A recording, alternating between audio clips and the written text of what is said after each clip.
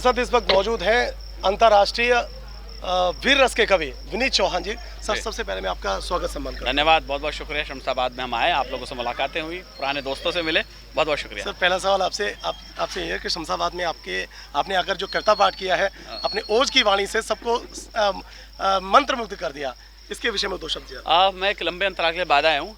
यहाँ डॉक्टर जैन हुआ करते थे, उनके ज़माने में मैं बहुत आया हूँ। महावीर जी में भी वो कवि सुन करते थे। वीके जैन सर, हाँ वो एक्सपायर हो गए, तो उसके ज़माने में बहुत आया। उसके बाद एक लंबा अंतराल आ गया, कोरोना आ गया।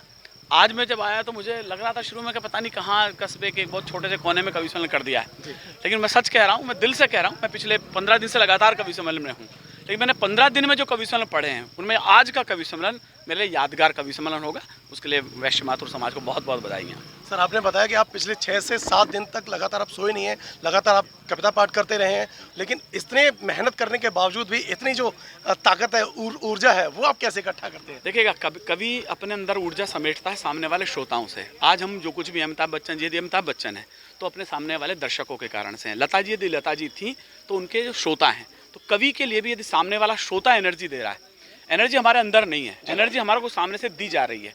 यदि श्रोता सुनने वाला हो, हमारे पास यही कविताएं, यही मैं कल चेन्नई सुनाऊंगा, परसों मैं शिलोंग में ये कविताएं सुना रहा था। फिर मैंने क्यों कहा कि आज मुझे अच्छा ज़्यादा लगा, वो इसलिए अच्छा लगा कि सामने सुनने वाले एनर्जी में थे, तो एनर्जी हमारे अंदर रिफ्लेक्ट हो रही है। तो जितना बेहतर वो सुनते हैं तो हमारी नींदें भाग जाती हैं। सर, आपकी सबसे पसंदीदा कविता में से 2 पंक्ति आपसे। पसंदीदा नहीं है, वो जनता की पसंदीदा है। हमारी तो स्थिति वो है, किसी माँ से पूछो तेरी सबसे अच्छी संतान कौन सी है, तो वो कहता है मेरी सारी संतानें अच्छी हैं। लेकिन किसी किसी संतान को लोग कहते हैं कि बहुत अच्छा है। जब ये करगिल का युद्ध हो रहा था तो हमारे नेता लोग जो थे वो ये कह रहे थे हमने 10 लाख रुपए की गड्डियाँ बांट दी इनके शहीद के परिवारों को। तो मैंने कहा यार 10 लाख रुपए से हम किसी की विधवा की सिंदूर की कीमत नहीं लौटा सकते।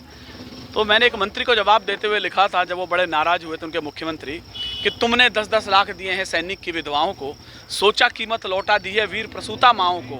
लो मैं 20 लाख देता हूँ तुम किस्मत के हेटों को, हिम्मत है तो मंत्री भेजें लड़ने अपने बेटों को। तो ये लाइन मैंने उस समय लिखी थी, जो बड़ी पॉपुलर हुई थी उस समय पे, काफ़ी वायरल हुई मेरे उन दिनों। Thank you sir, thank you so much, please.